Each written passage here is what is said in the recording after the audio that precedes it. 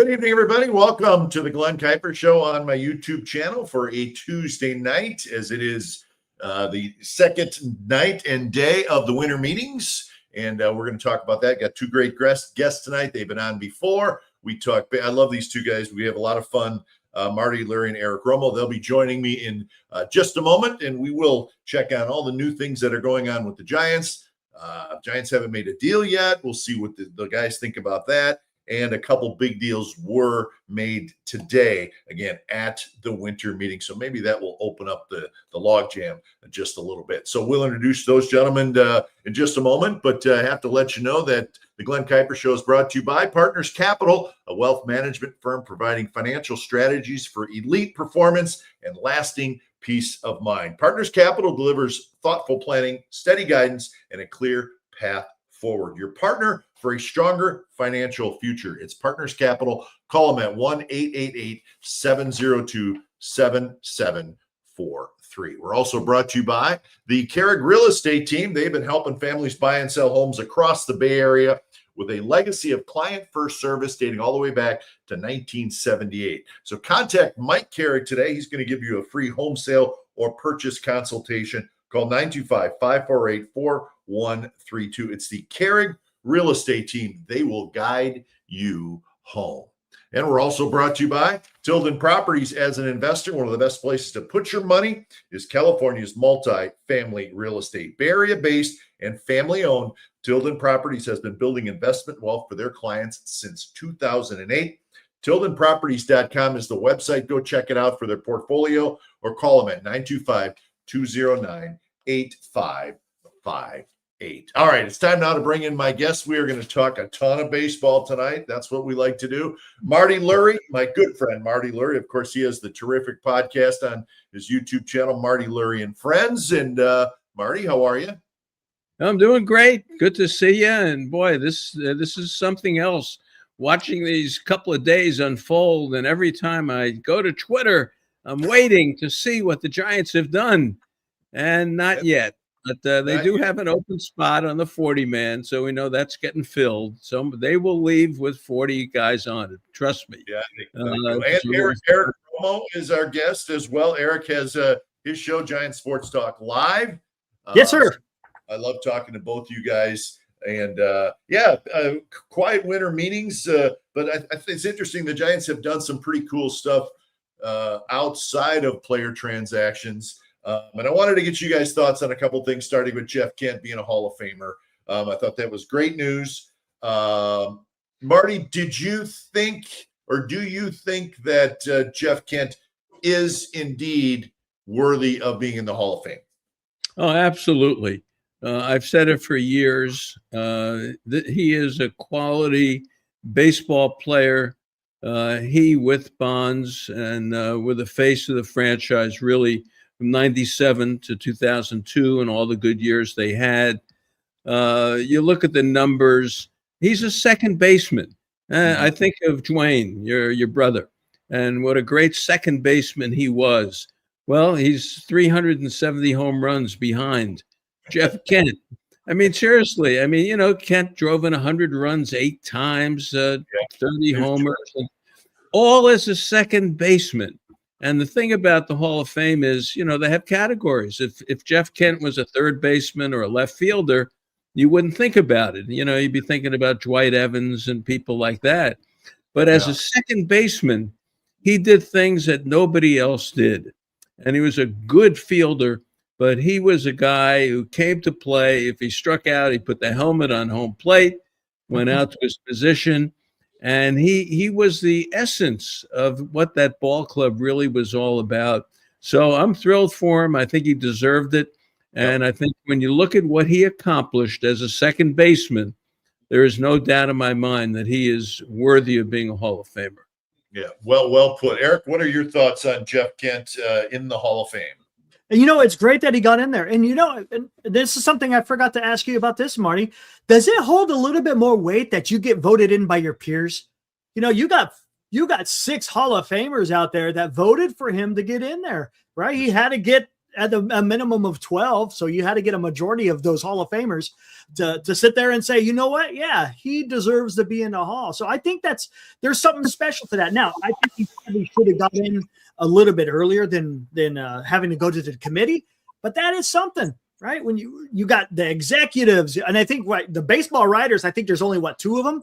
And then you had like one historian, and then again, it's the Hall of Famers that are saying, you know what, Jeff, you belong in the Hall of Fame. And I think that's something special. I think that's something that he should be able to hold on to and go, you know what, it took a little while, but hey, this is worth it. My guys had my back.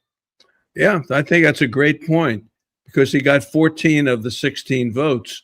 But when you look at this committee, the way it was put together, as I've said many times, you're looking at Ozzie Smith, you're looking at Alan Trammell, you're looking at Robin Yount, you're looking at Tony Perez, you're looking at Jim Cott, and others that I'm just, not listing right now. So when those guys tell you, yes, you're a Hall of Famer, it means something, because those guys told Bonds and Clemens and Sheffield and Fernando, you're not a Hall of Famer. And I think that's a great point, Eric. It's very significant, the people on the committee and who spoke up for him, because no one was going to, Artie Moreno wasn't going to convince, Juan Marichal or Jim Cott. These guys were going to be the deciding. If they gave the stamp of approval to somebody, they were getting in. So, yeah, great point. Great point. I think the thing too is, you look at his numbers and they're terrific, right? I went through them last night. 2,461 hits. He had 560 doubles. So we can go on and on about the statistics, and they're terrific. I think what makes it kind of special, you guys, for Giants fans, is if you look at his career, he finished in LA and he had some good years with the Dodgers. He had a couple good years with Houston, but his best years were his 6 years in a Giants uniform. And I went through them last night and just threw out the home runs, RBIs, and doubles and batting average. It's almost like, wow, he was even better than I remember him being offensively. And he was such a good hitter. And I think that's pretty cool that his 6 best years were no doubt in the orange and black. And how can you not forget, he and Bonds together? But man, he was good. And was he surly? Yes. Was he friendly? No. Did he care that he wasn't friendly? No. But every day, man, he showed up. And I agree with Marty. He was a better defensive second baseman than people think. The analytics maybe not backing him up on that, but we watched him every day. And he was a pretty good second baseman. Didn't have a lot of range, but got to balls right at him, turned the double play well. And then what he did offensively, obviously, but he was not a negative defensive player. I thought he was maybe slightly above average defensively, and there were some things that he did really well. And the fact that we got to see probably his 6 best years, I think makes it really special. Well, when you look at, I heard this number the other night, that when you look at all the games played by second baseman, he's like 6th all time. Wow. Now, how about that? And as I said, I introduced him at a Cal banquet once. So I was lucky enough to MC that banquet, and he was the guest of honor. And I looked up the stuff just like you did, Glenn. And he had participated in over 1,200 double plays during his time. You see, he was overshadowed on the national level by Bonds. No question. Absolutely. Because Bonds was the guy. And when Bonds with the home runs and Bonds with the MVPs and Bonds with this and that, it was all Bonds. So Kent was quiet, and he didn't get the national recognition. And I think that's kind of why he stayed so long on the ballot without getting in from the writers. He just never had that national buzz about him. But for me, 97 was, I started in 96, and 97 was the first year I remember going to Candlestick. And if you remember, the Giants had a tremendous September run that year, if my memory is correct. And for the first time in my life, I was new. I was a lawyer, and I'm now involved with baseball. I don't know anything. I'm just watching, really. And I watched this guy in September, the way he played ball and what he did to that ball club to will it through September. And I learned at that time, I said, September baseball is different. And this guy showed it to me. So I think it's great. I think he gets a statue now. As someone said here, jokingly, bake that dough, cookies. He's smoking his cookies here. Can we get a Hall of Fame Jeff Kent truck statue on the port walk? I'll donate. Hey, he's in the Hall of Fame. He's getting a statue. Yeah. And what would it look like? I like the picture of him kind of with the swing over the plate, maybe going the other way. You know, that classic Jeff Kent, let me drive in the run kind of swing. But he's getting a statue. He had such a great swing. I mean, you know, he didn't get fooled a lot. Short swing, direct to the ball. And, you know, you see a lot of highlights of him the last couple of days. And, man, that swing comes back to you. And man, he was so good in the clutch, too. And if you think about it, Bonds third, him fourth. I mean, that's like the perfect combination, right? Yeah. I mean, that's just perfect. You got a great clutch hitter. He didn't strike out a lot. I looked up his strikeout percentage in his career, guys, 16%. And now the major league average is 22.5. So Man, he's a second baseman. Yeah. And Dwayne was a great second baseman. There were so many great second basemen. This guy was a second baseman and has the most home runs. He's got without going through all the numbers again, but he did it as a second baseman, not as a left fielder, not as a third baseman or a first baseman. So as a second baseman, you get Sandberg and Alomar and, you know, people like that. You remember them. They were flashy. They were this and that. This guy did it all as a second baseman, and he totally deserves to be in. Yeah, and I'm happy for him. And you know what? I think, listen, I mean, there was just something about, you know, he wasn't friendly to people, but man, you really liked him because of the way he played and how hard he played. And I think you hear a lot of that from his teammates now, Rich Aureli and Billy Miller, guys that played with him. And that's what they talked about, what a gamer he was. And man, that carries a lot of weight in a clubhouse and in a dugout. And I think it showed. Yeah. And, you know, Bonds was not friendly. You know, Henry Schulman has. What do you mean? Come on. He was friendly. Bonds was impossible to deal with. Kent was a pleasure in a way. I mean, you know, you talk to him, you talk ball with him. He was accommodating in his second career of being an assistant with the Giants in spring training. He was always accommodating. He did a lot for women's sports at Cal. He's a decent guy. Yeah, he was not a problem. So I just think the Giants fell into clover here because they get to celebrate Jeff Kent all year long, and he gets a statue. Mm-hmm. He does. They get to market this all year long and for the next couple of years, and it came at the right time for the Giants. Yeah. And how about Brian Sabean, right? Under his watch, he's going to have a manager inducted into the Hall of Fame. He's going to have a player that he drafted in the Hall of Fame. He's got a player that he traded for to going to be in the Hall of Fame. Yeah. Marty, you talked about on the show. He's not an idiot, is he? Brian Sabean is not an idiot.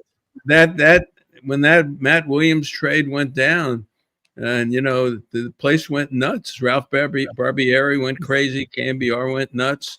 The fan base went crazy. Matt Williams, my God, Matt Williams for Jeff Kent, and he was right. And for Sabean, maybe this does boost Sabean up. I frankly, I think Sabean should be a Hall of Famer. I really do. He's in the Dave Dombrowski class, you know, that class of building teams. But his essence was so true baseball that he deserves it. Yeah, I think so. And you know, listen, Sabes was great, man. And you know, they were and he wore a loss, man, on his sleeve. If they lost the game and you saw him walking toward you in the hall, you kind of like went the other way because he didn't like to lose, man. And there was something endearing about that because you knew he took it serious. So hey, let's switch. I'm going to say one thing about Sabean. When they won the World Series, he cried. Oh, absolutely. That moment on TV, you talk about a baseball moment. So yeah, Sabean Sabian deserves all the credit in the world for putting that team together and for his era, which was terrific.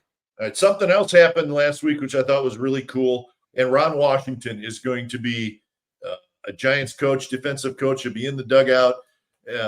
Marty, I know you go way back with Wash. I was with him with the A's for a long time. And Eric, I mean, this guy is awesome, right? But at 73 years old, you're thinking, well, is he slowing down? No. I know he's had some health issues, but this is a guy, he's a baseball lifer. He loves the game, and he's still got a lot to give. So I thought it was an interesting move.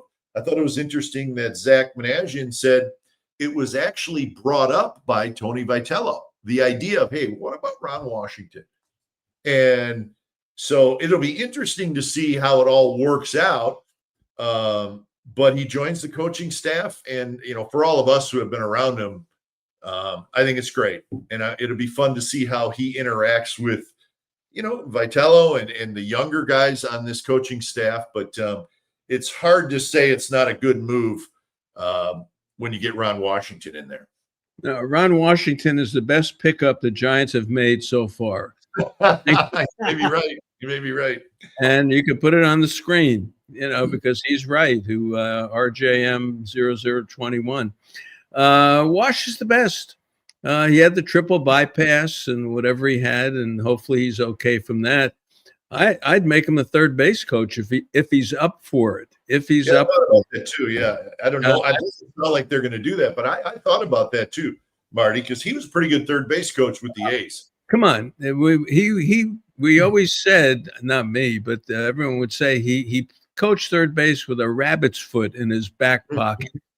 Remember? Come on, Glenn, you saw him. You saw it firsthand. He wasn't afraid either. He sent guys, but a great third base coach. It's like, whoa, it was like having the shortstop on the field at that time, seeing everything and knowing the relays and seeing the game. It was like that's the way Woe coached third and Flan coached third. They were playing the game at the same time, and Wash did that. But it means a lot that he'll work with infielders. Who knows what the second base situation is going to be able to work with Devers. Heck, he made a first baseman out of Hatterberg, for Moneyball. It's easy to play first. And Wash say, sure, Billy, why don't you try it? So you got Wash. It's incredibly hard. Yeah, you got Wash in there. And then if he's in the dugout, it's cool. Because, as I've said before, Bruce Bochy, Dusty Baker, all these people are window dressing for Vitello. But if Wash is actually in the dugout, like Don Zimmer was for Joe Torre, if Wash is there for those critical moments, he's going to be a big help. Yeah. And I guess Zach's brother Perry, who's the general manager of the Angels, had Wash as the manager there. And if there was any real problem, Perry would have told Zach, and Zach probably wouldn't have him in there. So I think he's got the seal of approval. He's going to be great with he made gold glovers out of Tejada, out of Chavez. He begged Upton, the kid, the infielder, to work with him in New Orleans. And Wash is just a giving guy, and he's all baseball. And Albies and that whole crowd for Atlanta, he helped them. And the best part is talking to him. Well, come on, it's like talking to us. You get Wash on the show. Wash tells you what's on his mind. There's no filter. Yeah, you got catching him in the dugout way, way, way before the game, early to mid-afternoon. That's the best time. When you're on the road, you're on the road. When you're home, you're home. You're out. That's Wash had. I'm telling you, it's a pleasure to have him around. It's the best thing they've done so far. Eric, what are your thoughts on Ron Washington? And it's great because he just had an interview recently, right? Talking about you got to have the scrubs, right? You got to have the scrubs to help the superstar. I was just like, I love it. And to your point, Marty, the guy will tell you how he feels. And I remember, Glenn, this was about a month or two ago. We were talking about one of the best baseball guys that you ever dealt with, and you mentioned Ron Washington.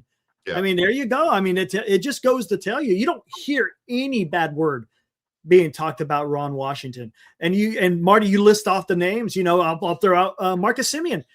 he worked with Marcus. He allowed Marcus Semien to get that big contract, right? He worked with.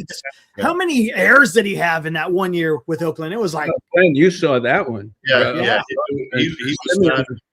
He was not ready to play shortstop in the big leagues, but he did for a whole year. But then Wash got a hold of him, and they worked really hard. And Marcus turned out to be an excellent shortstop. You know, and I don't want to say it happened quickly, but some guys never turn the corner. But with that constant work Marcus did with Wash, whatever it was, man, he turned Marcus into an excellent defender. And are we going to see Ron Washington with his headphones in and getting on the field and doing the boogaloo? Man, he gets down, man, when he's out there. I love it. He'll be on the backfield at 7 a.m. With the pancake glove, working these infielders, and it's gonna be, it's gonna be fun to watch him work with Adames, to see what Adames. And you know what? I think too. We're talking infielders. First basemen are infielders. He could do a lot for Devers and for Eldridge. I think that's a big deal because you think about Wash, you think about middle infield. No, he's got it all covered. He made Giambi. He made Giambi an acceptable first baseman, and Hatterberg he made it. So he's done it. He has done it. It's a good move. Good move. Good move. All right. Next one happened just a little while ago. I thought it was really interesting, you guys. It was the draft lottery today for Major League Baseball. They've been doing that for 3 years now, I guess. And the Giants, if you went just by record, okay, like they used to do, the Giants would have picked 15th. Mm-hmm. Well, they went into the lottery and they came out with the 4th pick in the draft. Incredible. Just pretty amazing if you really think about it. The 4th pick in the draft. So, that just happened late this afternoon. So the Giants will pick 4th in the upcoming Major League Baseball draft. White Sox are 1st, Rays are 2nd, Twins are 3rd, and the Giants are 4th. So you can't screw up the pick. And the Giants have had some struggles with their first round picks in the last 12 to 15 years outside of Ramos and Bailey, but it's the 4th pick, and this could be a significant thing, you guys. What do you think? Oh, I think it's huge. Huge. Joey Bart was a 2nd pick, and that was a stretch. They could have had, well, they were thinking Jonathan India, which wasn't that great either. But you're talking college players now who are on another level. These good college players. Washington's got a couple of them. You get Skeens, a guy like that. The top 4, you get maybe the best high school player in the draft, or you get the top college player who's ready to contribute. And you get the kid from last year from Tennessee, the 2nd baseman.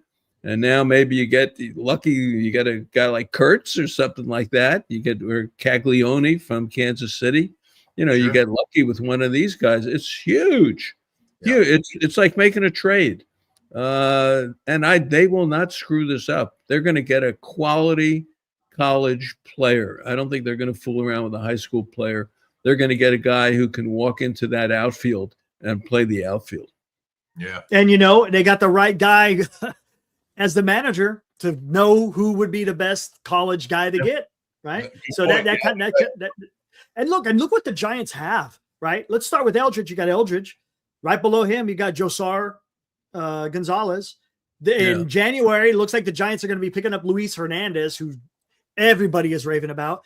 And now you're going to have that 4th round pick. So the Giants could be cooking with some gas here in a couple of years, right? I mean, if all of them pan out, but hey, look, 4th pick, man, you can't ask for anything better. And look, and here's another thing. It goes to show you don't have to tank. You just have to have a lot of luck. With the lottery, you don't have to tank. Does that mean that they pick 4th in every round? No, you know what, Marty? That's a great question, and I thought about that, and I looked it up, and no, the lottery and the where you pick, it only is in the first round, and then after the first round, it goes to by your record. Got it. You know what I'm saying?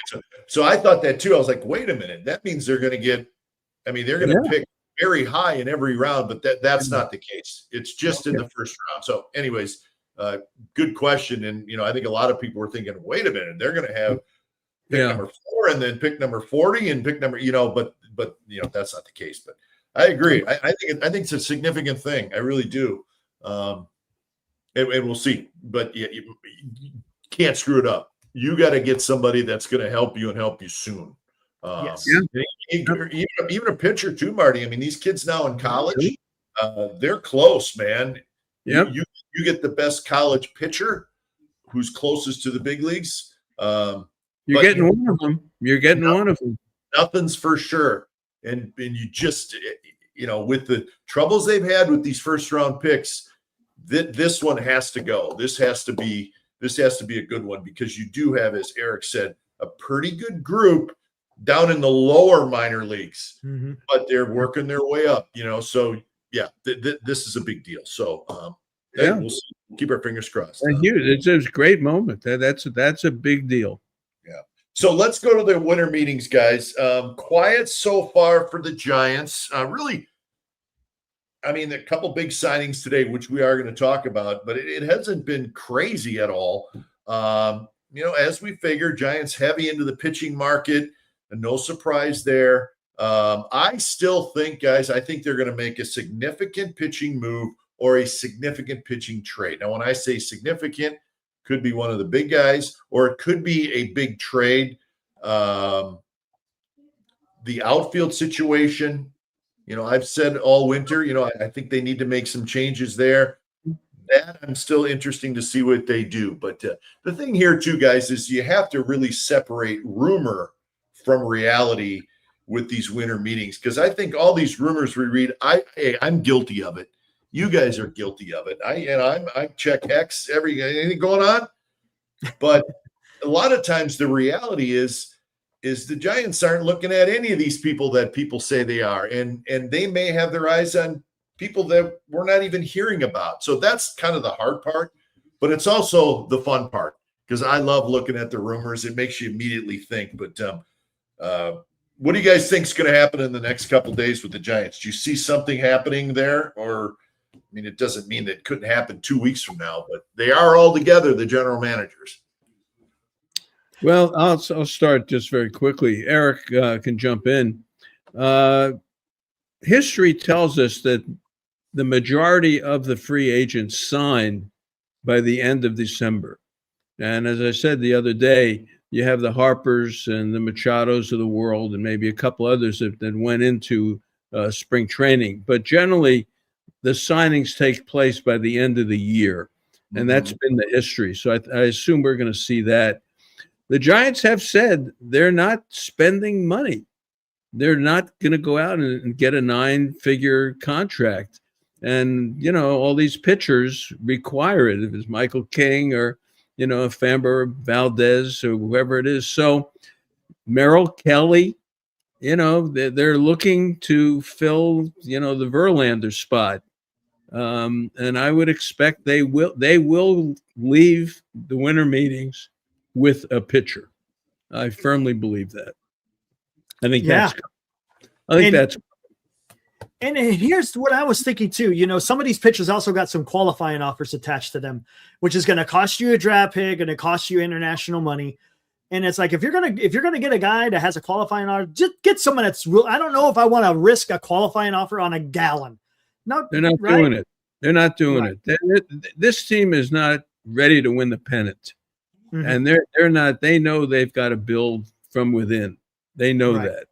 And I don't think they're going to go out and give up draft choices to sign Zach Gallen for 2 to 3 years.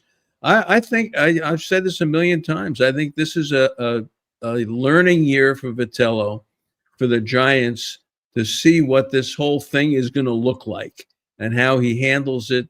And I don't think they want to put that kind of pressure on him to bring in, all these big free agents and tell him to go win the pennant. This guy's lucky if he can find the ballpark. And I think they don't want to put the pressure on him. And I really firmly believe that. They'll give them the players, they can play, but they're not going to go overboard to give them the top tier players. I just believe that. And it's funny, to your point here, because the organization, right? Greg Johnson came out right as the offseason was kicking off. We ain't going to spend a lot of money on the starting pitcher, long-term, 9 figures. And then yesterday you hear the Giants are all in on the top arms, and you're just like, well, where is it? I mean, it's, of course, maybe it's just try to repair some of the damage that may have been done. You don't want to lose leverage. But look, they could go out there and do a trade. You could go out there and get a Peralta, right? I know Edward Cabrera is being talked about from Miami. I don't know about the Minnesota Twins. They said they're off limits, but we'll see what happens with that. But maybe we'll see something out there. And look, and I don't know what's going to happen with this. Detroit really didn't come out and say, hey, Tariq Skubal is going to be on our team next year. They were saying, we'll listen on anybody. And that's going to be interesting to see what, how does that whole Skubal thing work out, whether or not he's going to be moved or not. But I agree with you, Marty. I think it has to be a pitcher coming from somewhere, whether it's a trade or whether they're spending some money. You need a closer, don't you? Oof. I mean, the Dodgers got Diaz. Yeah. We got. I don't know. I don't know that. I think they're going to get a couple of relievers. I don't know that it'll be a closer. No, because there's not that many out there. I mean, no. Suarez is going to go here soon. I think somebody's going to grab him. Kenley Jansen after that, and that's about it. Yeah. Pete Fairbanks. Kenley Jansen, the numbers are there, but I know I was reading about him today. The hard hit rate is gone up quite a bit the last couple of years. That's a 1-year thing. I don't know. I think there'll be some relievers that come in, but I don't think there's going to be a big closer signing with the Giants. I don't. I think they're going to hope somebody emerges. The closer thing, that's a volatile thing, so that's what I think is going to happen there. What about Tyler Rogers? You think they'd bring him, not to close necessarily, but would you bring him back? Yeah, maybe. I haven't heard much about it. No. But again, that doesn't mean that, listen, these guys play it pretty close to the vest. And what we're hearing from national people, who knows? Like I said, that's that rumor versus reality thing that I talked. You just don't really know, right? But I think Rogers I would have no problem with that. Yeah, why not? Why not? Truthfully, why not pay him for a couple of years? Yeah, I think he's worth it. I don't think he's going to lose it. It's not like a fastball guy is going to lose the fastball with a slider. I mean, he's got that pitch. Yeah, you can't lose. You can't lose a rising slider, Marty. It's impossible. Once you have it, it's with you the whole time. That sounds so weird. A rising slider. It's one of my favorite stories. Remember Jack Cust? Sure. Oh, come on. Are you kidding? Great. One of the funniest guys ever. We were in Detroit facing Max Scherzer with the A's. I don't know what year it was. Scherzer was great, young, right? And Cust struck out a ton, right? He'd hit home runs. And Scherzer was just dominant. And after the game, Cust gets on the bus. He's got kind of a dry sense of humor. And he says, this guy was throwing a rising cutter. He goes, I have never seen a rising cutter in my life. And we went back and looked at the video, and it was going zzz, and take it off. Rising cutter from Max Scherzer. Yeah. You go. I always laugh about that, but maybe they'll do a Rule 5. They do have an open 5. spot. So, and if, let's say, whoever has the first pick picks somebody in the Giants, then trade for that pick, if they really want somebody. We've seen that happen before. Yeah, that could happen. That could happen. I think the bullpen is going to be a little bit of a work in progress, and I think they're going to look at a lot of arms in spring training. And I don't have a big problem with that, because I'm always a little skeptical if you spend a bunch of money on a closer, but then that's all you do down there, right? I mean, so we'll see. But the bullpen is interesting, and right now it's a huge question mark. And you know what? We may not know what that's all about for a while yet. What do you think about Michael Kopech? Yeah, I saw that today. Yeah, I saw that too. See, that to me, Marty, is maybe the kind of guy you're taking a chance on. Yeah. right? Because if there Big was arm. quarterback throws hard, right? And Throws he was hard. a little shaky with the Dodgers, but that may be what you do, and maybe the guy's fully healthy and ready to get back. I don't know. I just think you can find something in a signing like that. Yeah. You got to get a little lucky, but Hey, yeah. I would take him. I'd take him right away with that arm. That's closer arm stuff. That's big time arm, and it's just a question of command for him. And he was hurt a couple of times, and he just wasn't ready when he came back. But heck, that to me, that's a gamble that I would take. Yeah. All right, so I feel like two big signings today, guys, with Schwarber and Diaz, and maybe that opens the floodgates a little bit because that usually happens. There's usually a position player and a pitcher that kind of holding up the whole free agent trade thing. And maybe that door got busted open a little bit. I think one of the starting pitchers needs to, Cease is gone now. There's, somebody's going to go here soon. So maybe the dominoes will start to fall a little bit. But let's start with Schwarber, 5 years, $150 million, back to Philadelphia. Nobody's surprised that he went back to Philly. I think of all the free agents out there, he was the one most likely to go back to his former team. It just seemed like the right fit. And Schwarber, 32 years old, guys, he's going to be able to hit for a while. I think he'll hit for the rest of this contract. And I saw something interesting, guys. He is right now sitting at 340 career home runs. That's incredible. Right? That's a little bit more than I thought. 5 years, if he averages 40 home runs a year, I don't think that's a crazy number. Do you? No, 40 in the right park.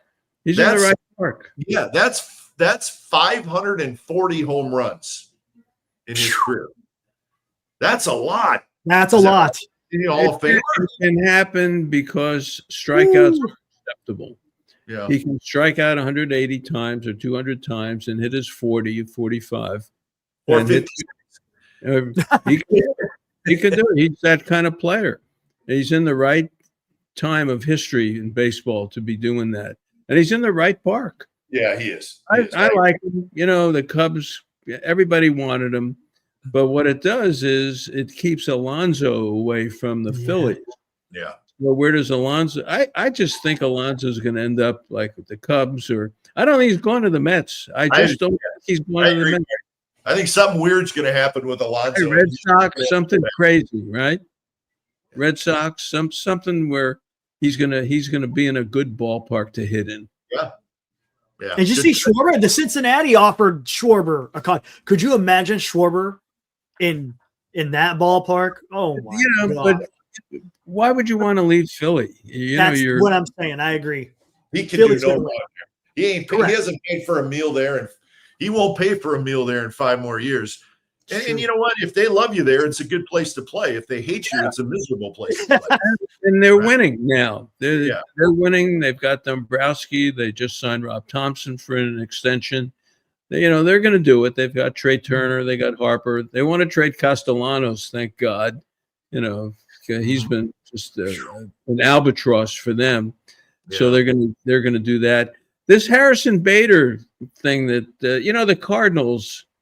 This is a team. Arenado, Harrison Bader originally was one of the Cardinals. You've got this Donovan, who I love. This Brandon is a Donovan. Good hitter. He's killed the Giants. I love this guy. I think they would love to have him. A lot of teams would love to have Donovan. Cardinals the Cardinals have to make room for these young players. They've committed to it. So maybe if the trade is going to go down, maybe it can be with the Cardinals. Maybe that's the one. How about Brandon Lowe? I think Brandon Lowe from Tampa Bay, he might be a guy that's going to be part of some trade talk. Yes, confusing. It's too confusing with the Lows and the Lows. I don't know if it's Lau or Low either. I can't, Glenn. I don't know how you called the game with those guys. You know what? Like I mean, with Lau, how did you do it? I wrote down HO, LOW rhymes with how. But then it was like, well, wait a minute, what about Art Howe? Not how you doing, but Art Howe. I don't know. Well, they got the one with the Red Sox. Confused. That guy is gone. Nathaniel Lowe. He was awful. But there's too many of them. I don't want them. It'd be too confusing. Nathaniel Lowe. I'm sorry. Yeah. If the guy hit 45 home runs, I don't want him. It's too confusing. All right, so let's move from Schwarber to Edwin Diaz. He signed with the Dodgers, 3 years, $69 million. He's 31 years old. He's terrific, great slider. And I said this a month ago. I did a Dodger preview leading up to the winter meetings, and I think it's out now. It's one of my videos, but I said the Dodgers are going to make two big moves because they can. And I thought one of them, they're going to sign a closer. And I think they're going to sign a player too. I think somebody big is going there because you just know it, right? I mean, you just know it. Going there. Yeah. Where does Kyle Tucker go? How about Kyle Tucker's the one for me? I'm going to say Tucker, and I don't know this. I'm just throwing stuff out there. But I could see Tucker going to Baltimore because Baltimore and our last segment, guys, we're going to get to some of these teams that we're interested in. I think Baltimore is going to make a bunch of noise here. I could see Tucker going there. How many home runs did he hit there? Really? He hit 50. You think the Cubs are out on him? Yeah. You think they're out? I was listening. The Bellinger Tucker thing. That combination, where do they go? I don't know. Let's finish with Diaz, though, guys. I want to finish with Diaz because there's something that made me think about this. This is what the Dodgers can do that a lot of teams, most teams could do this, but I don't know that it's good business unless you're the Dodgers, okay? And this is what I'm getting at here, so follow me. Last year, the Dodgers needed a closer, right? And they signed Tanner Scott, the left-hander. Mm-hmm. Pretty good lefty, right? Good closer with Miami and then with the Padres. They gave him a 4-year, $72 million contract to close. What happens? Tanner Scott was not good last year. Loses his closer shot. Didn't pitch in the postseason. So what can the Dodgers do? They can spend away mistakes. Last year, $72 million. He wasn't any good. Let's sign a different closer this year for $69 million. Not a lot of teams can do that. I'm sorry. Because I added it up in my little math head, you guys. That's $141 million spent in the last 2 years on closers by the Dodgers. But my point is they can do that. Right. Yeah. Because it doesn't matter to them that the Scott thing was bad and what's it doing? Putting them over budget? No, Kirby Yates. Yeah. Kirby Yates. Who cares? So now, fans may say, well, you know what? Teams can do that. They got enough money. But it's not a smart move for most teams to cover up a mistake with another huge contract. But if you can do it and it doesn't affect your payroll or anything, the Dodgers are like, whatever. Scott was bad. Maybe he'll be good next year, but let's be sure and let's spend again. Yeah. Unbelievable. Not a lot of teams are willing to do that. No. And I thought $23 million a year for Diaz wasn't crazy. Not on a 3-year deal. Delvin Williams got 17 for his deal. Suarez is obviously going to get somewhere in between those two for his deal, when that's announced. That's what the closers are getting. And Jansen is interesting to me. Do you want to get involved with him? I don't know. I watch him pitch. He gets away with it. But maybe that's the kind of guy. Maybe that is a guy, Yeah, I mean, I don't think that's a ridiculous move because it's 1 year deal. 1 year deal for $8 million. I mean, you know what I'm saying? So it goes badly. You're not getting killed with the deal. And he's a veteran. And you want a veteran at the end of the game. Yeah. You want someone who's been there before at the end of the game. And maybe, maybe a guy like that, is he willing to help Ryan Walker get straightened out? You know what I mean? I think that's important too. Some guys would be like, no, I'm not helping out that guy. I'm trying to close games for this team. Or is a guy willing to say, hey, you know what? Let's get Walker back going too. We could be really good. I don't know, So now let's get to something that could be reality. This outfield. What are they going to do here? And Glenn, you've been all over the Ramos thing for 5 months already. So maybe Ramos gets packaged with a Matos, or maybe Matos goes and Ramos stays. But something's got to happen with this outfield, right? Isn't there something? Yeah, I do think so. I think the Giants feel like with Jung-Hoo Lee that I think they feel like there's more there defensively, that maybe at times he was a little unaggressive, maybe a little hesitant in center field. Remember, he broke his shoulder. Blew out his shoulder, yeah. So I think they feel like maybe with Lee, there's more there defensively.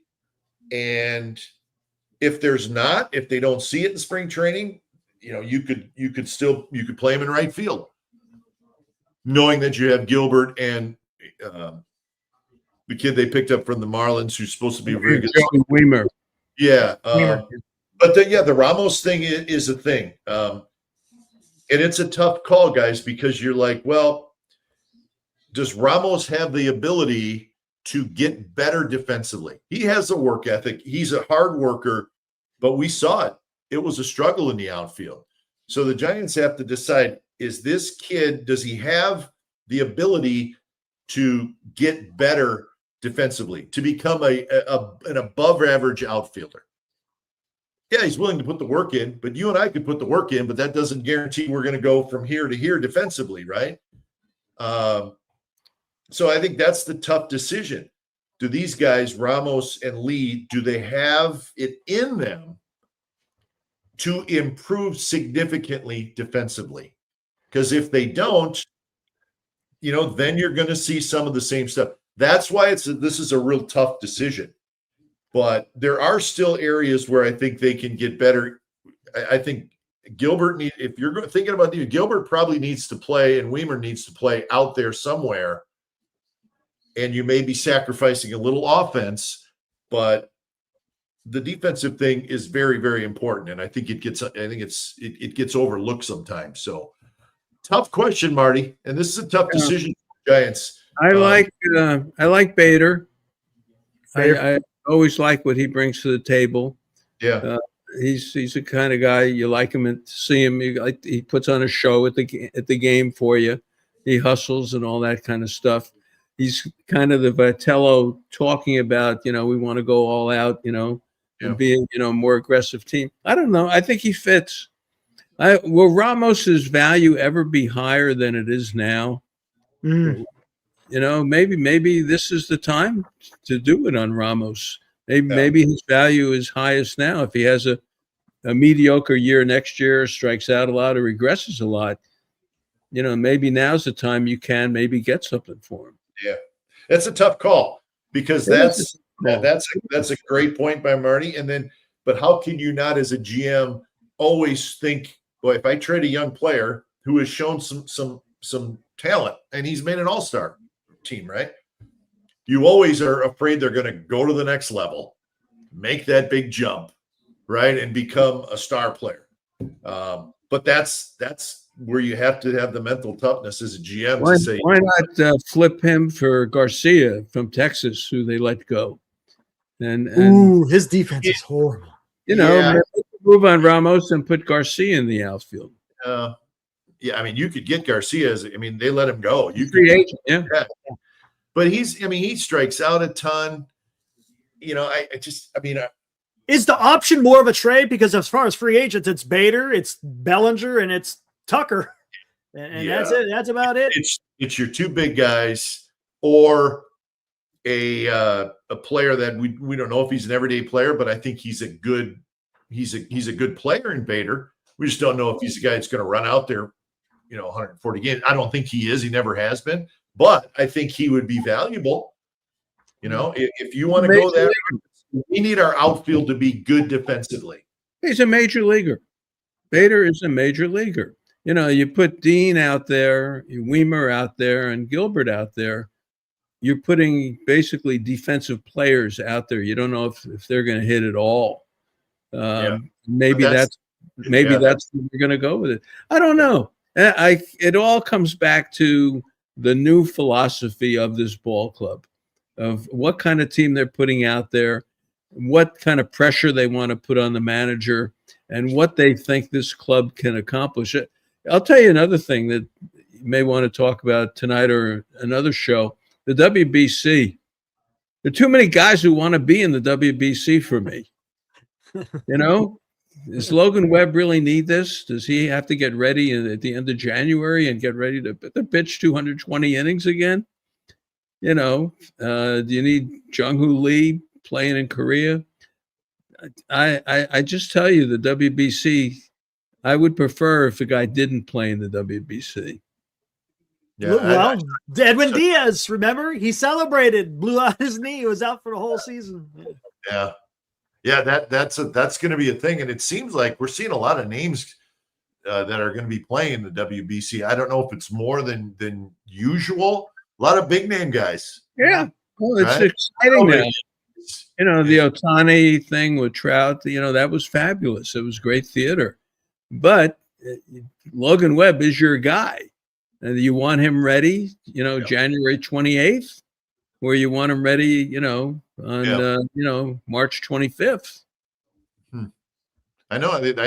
I saw where there was something about Chapman possibly, playing, and Adames playing for. I'm not sure what country. They all want to play.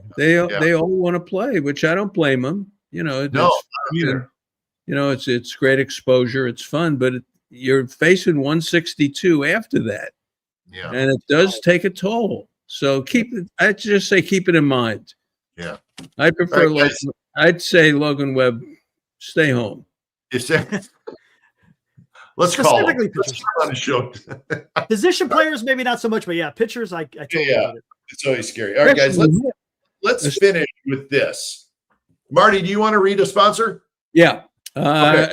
This is, Gene Bagato is one of our great friends up at Bodega Bay. So I spoke with him recently, and he said there's been some beautiful days up there at Bodega Bay. It's great to visit the Sonoma coast. It's gorgeous.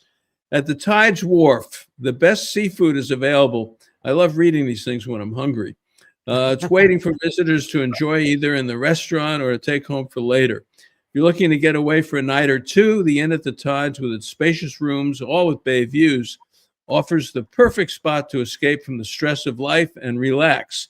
So if you need a change and don't want to travel too far from home, remember the Tides Wharf and the Inn at the Tides in scenic Bodega Bay. And of course, Gene is involved with the fisheries and the crab season and all this stuff. The food there is first class, and the Inn at the Tides is a lot of fun. So he's been gracious enough to be supporting us for a number of years. So I'm glad to have him as part of the show this year. I am. All right. So if I drop your name there, will I get a good seat at least? You're going to get kick me out. You're going to get a crab with 14 legs. No, not just 7. You'll have 14 legs with the crab you get. Believe me. It'll look like the John Madden Traducan thing. That's awesome. Yeah, Bodega Bay is a pretty cool place. It's a good little. It's beautiful over there. Yeah, that's great. Oh, fun. It's a lot of fun, and these are good people. So we're lucky to do these shows, and I'm glad to be on. And Glen's doing great, and Eric, you have the show, and it's fun. It's good stuff. All right, let's finish this, guys. Let's finish with this. I want to ask you guys, winter meetings. I know there's only a couple days left, and we got a whole off season yet, but these are the teams that I think are going to do something big. You guys may not agree. I think Baltimore is going to do something really big because they got all these good young players. remember they were in the postseason, and then last year they just fell on their face. They need pitching. I can see the Orioles doing something big. I can see the Padres doing something big because they always do something big. I can see them making a couple big trades. Boston's itching to do something.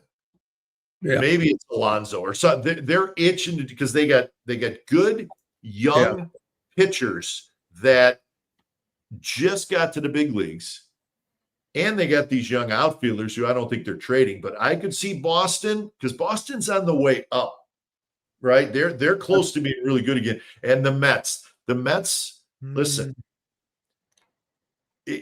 there's pressure in New York to do something. You know, last year they get Soto. They don't have a good year. They got some turmoil there, weird stuff with, you know, the second baseman and Lindor, you know, all kinds of weird stuff. But you know the Mets are itching to do something. And if they lose Alonso, who knows what happens. Bellinger, they like Bellinger. So I was looking at, you know, the team. I said, those 4 teams, to me, I could see all of them doing something big. You guys got any teams that you're keeping an eye on? Not just the next 2 days, but I'm talking about the whole off season. Well, I think the Padres, for one, they're going to have to do something with the pitching. The other one is Washington. You know, Washington is talking about the C.J. Abrams is a little bit of a head case, slight head case. He had some difficulty. Then he got suspended or something at the end of one of the years, or something happened with him. And then you got Mackenzie Gore, who's, you know, I think is terrific. I love the guy, but he was very good, bad last year. Yeah. They're talking about making some moves, Washington. So I think before this winter meetings ends, maybe Washington will be involved in something. That's one for sure. Yeah. Red Sox, I'm with you 100% on the Red Sox. They will do something. The Yankees, don't they have to do something? Can you just have Aaron Judge? I mean, you need some. You need the Tucker. You need the Bellinger. You need one of those guys. The Yankees should be involved with that. Yeah. And that's what I'm seeing a lot. Toronto is another one. They're coming off the high. They're going to do something too. Yeah. Like Marte. The other one, and I'll say it again: the Giants. They have to do something. They got to leave with Merrill Kelly, Chris Bassett. They got to leave with Michael King. They got to leave with somebody. I'd love for them to sign Bassett. I think Bassett would be a big plus. People like, Chris. Look at Chris Bassett is still a good pitcher, and he's going to give you probably a 2-year deal. They need to leave that Orlando with somebody.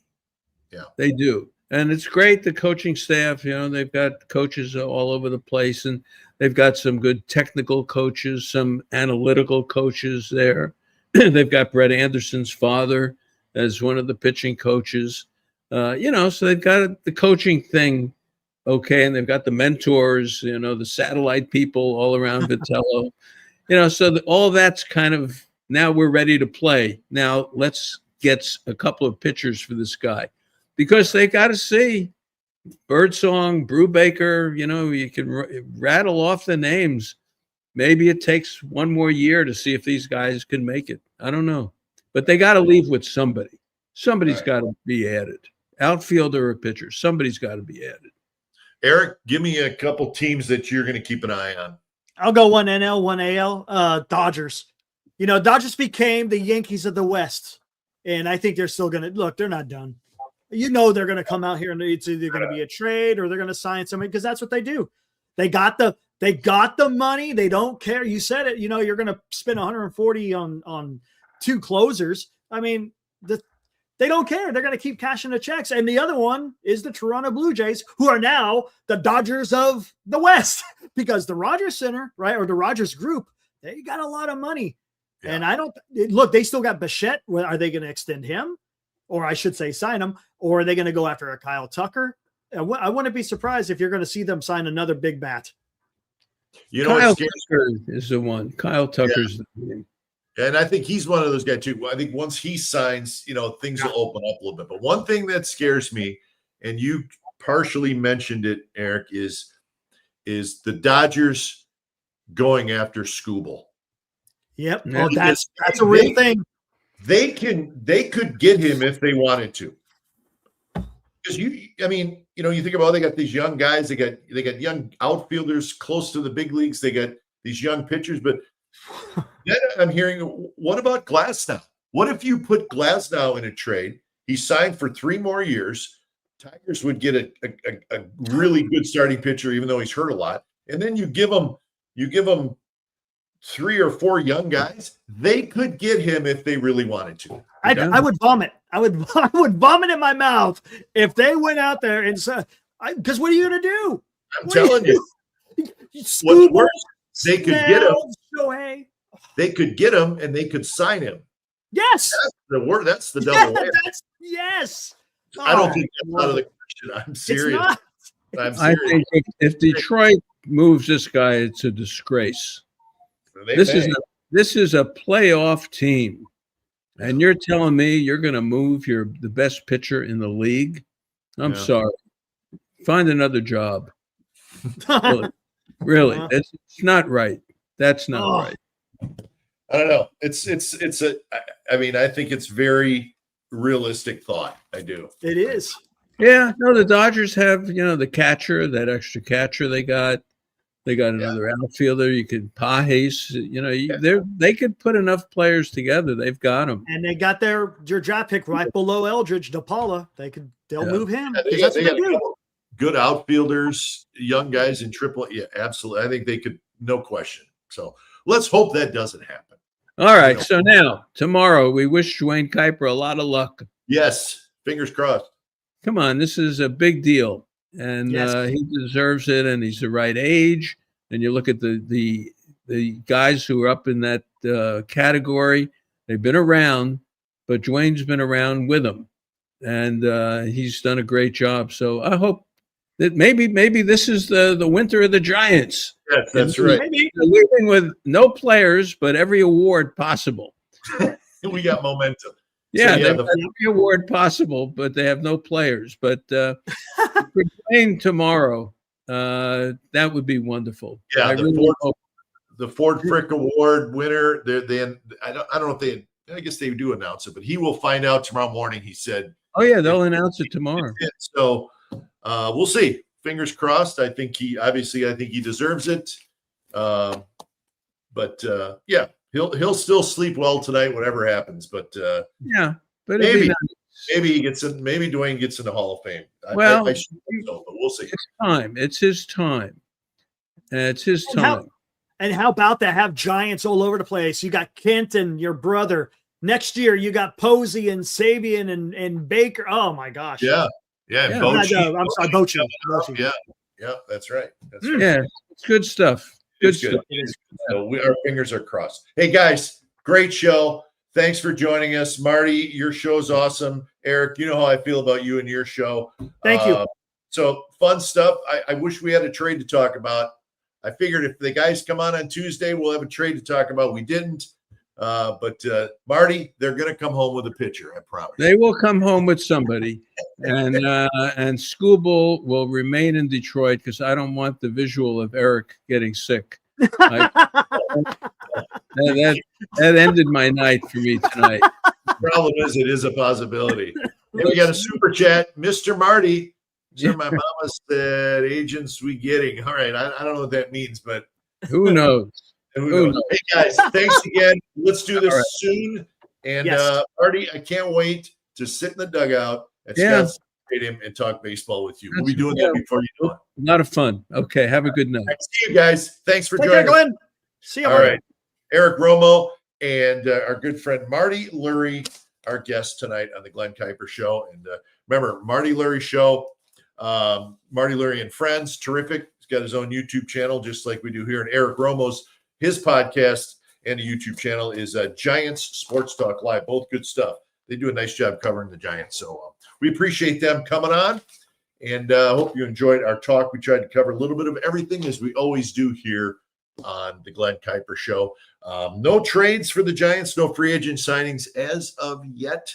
But we'll see if that indeed happens. I know I had told everybody that we were going to do a show tomorrow night as well. I think we're going to do a show Thursday night instead. So we will not do a Glen Kuiper show tomorrow, but we'll have one Thursday night. So we just moved it back one day, hoping that there would be a few more Giants nuggets to talk about. And who knows, maybe we get a Kuiper in the Hall of Fame, which would be pretty cool. But anyways, so again, next show will be Thursday night, and we will not have a show tomorrow night. So just wanted to make sure everybody's aware of that. All right, before we head out, let's check in with our sponsors one more time. We'll start with Tilden Properties. We know about these guys. Bay Area-based, family-owned Tilden Properties has been building investment wealth for their clients since 2008. By investing with Tilden Properties, you'll see quarterly dividends and equity buildup in the real estate market. Call Tilden Properties today if you're interested in investing, 925-209-8558.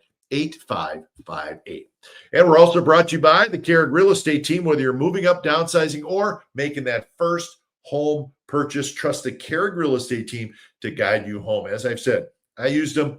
My brothers used them. Other family members have used them. Terrific people, family.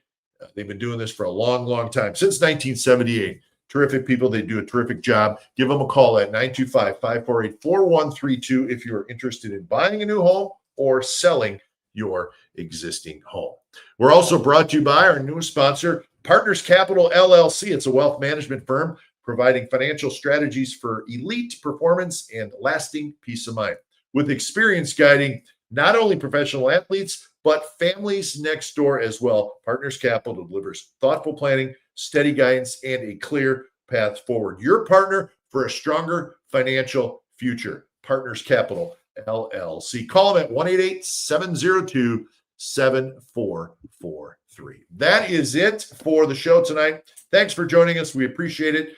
Good stuff going on in baseball with the winter meetings. Hopefully we'll have some good stories and some good action coming up on our next show Thursday night. So join us then for the Glen Kuiper Show. Thanks for joining us, everybody. For my guests, Marty Lurie and Eric Romo, I am indeed Glen Kuiper, and we'll talk to you on Thursday night. Thanks for joining us, everybody.